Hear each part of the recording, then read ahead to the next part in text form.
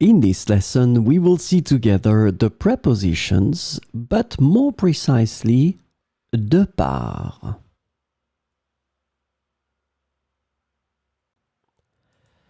So, of course, the first thing that we need to see together is what is une préposition? Well, a preposition is an invariable word which brings two words together. The second word is called complement, and it allows to specify the time, the cause, the place, the state, the manner, the purpose, or the matter.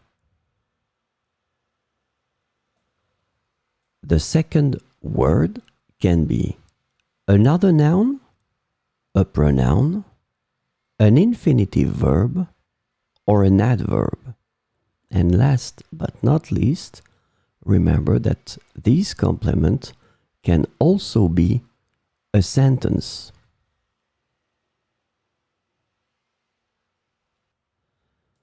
So this lesson is about de part. And the preposition de part can be translated into due to, because of, through, and thanks to in English. So we will see 4 sentences and examples with de part. De par son expérience, elle est qualifiée pour ce poste. De par son expérience, elle est qualifiée pour ce poste. De par sa nature curieuse, il pose toujours des questions.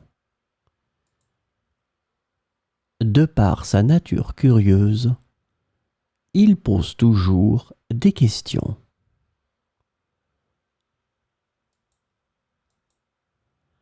De par sa volonté, il a réussi à surmonter les obstacles. De par sa volonté, il a réussi à surmonter les obstacles. De par sa connaissance approfondie du sujet, il est devenu un expert.